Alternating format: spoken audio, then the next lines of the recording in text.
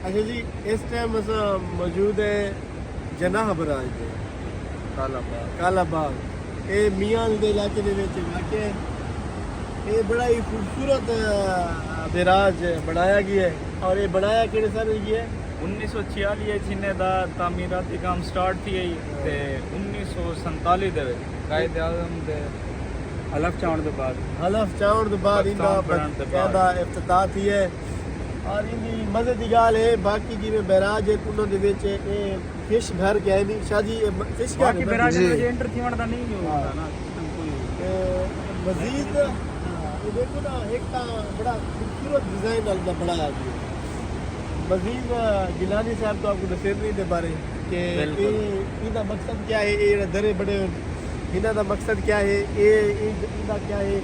अच्छा भला दिखे तो ये पानी का एक मतलब है कि वो अप ए डाउन मेरे ख्याल थोड़ी है तो पक्का है, पक्का बना ठीक है। मजीद शाह गिलानी साहब को अच्छा वो दिखाओ ना को मुर्गा भी है बड़ा ज़बरदस्त किस्म का वो बनाया हुआ मुर्गा भी है मौजूद है। गिलानी साहब और तो आपको मजीद तारीख बड़ा फेरन और जजीरा वो देखो ना ਇਹਦੇ ਵਿੱਚ भी लोग आबाद हैं उसका भी शादी और यादें पर भी लोग भी आबाद हैं। तो जजीरा भी है बकायदा उत्थे फिश पार्टी लोग आते मच्छियां शच्छियां पकड़े ते इतने भी ये ठेका थी होया बकायदा 60 to 70 लाख रुपए का ठेका है जेड़ा इतने फिश लोग आके पकड़े थे। मजीद और शादी को बिल्दे थे। अच्छा जी ये देखो ए शाह जी ये क्या है? ये फिश घर ने बनाए। अच्छा ये फिश घर बनाए हैं इस वास्ते बनाए ने कि पानी का बहाव गेट उडू बंद करके पानी का बहाव उडू करे ने ते जेडी मच्छी है उन्हां दा या पानी का रुख होंदा है वो इस साइड ते आ वेंदा है जेडी वजह को उन्हां अगे मतलब कि इन ठेके लेंदे ने अगे जाल वगैरह लेंदे जेडी वजह तो मच्छी ने पैंदी। हां बिल्कुल जी मैं शादी याद पैना कि ये वो फिश घर हैं। सब को तो बड़ा डर लगता बड़ी हाइट पे है मार जी डर लगता तो नहीं पिया बड़ा मैं तो फील्ड में चलदा खड़ा होवे ना चलदा खड़ा होवे ते देखो बिल्कुल बड़ा एक हाइट पे भी है और बड़ा खूबसूरत व्यू है पानी दा ते ये फिश घर है शाह जी। अच्छा इन्हें पिछू दरे भी बने हुए ना? हां बिल्कुल। अच्छा गेट भी बने हुए मजीद वो गेट दा विजिट करने दे दे ते वो किहड़े तरीके नाल वो दरे खुलेंदे या किवें।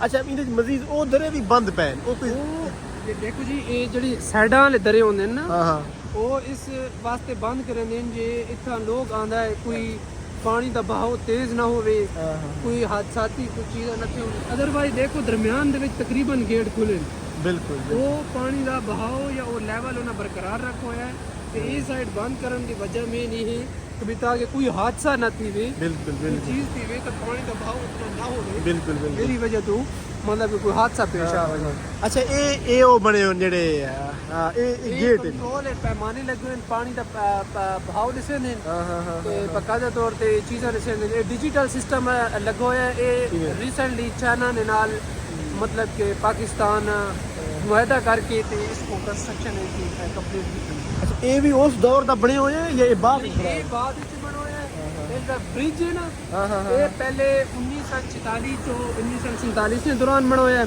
अच्छा ते जेड़ा ये ब्रिज दी रेनोवेशन की गई है कुछ अरसा पहले ते ये जेडी चीज़ां हैं ये मतलब नवीं इन्होंने विच मतलब बनाई ने। सही सही ये सिक्योरिटी ये लाया या क्या है? ये बस एक बंदा बांधा है जिसके गेट अंदर बंद करने वाले उन्होंने अंदर मशीनरी लगी हुई है बिल्कुल बिल्कुल ये चीज़ें लगी हुई हैं ताकि भी ना बिल्कुल बड़ा ही खूबसूरत।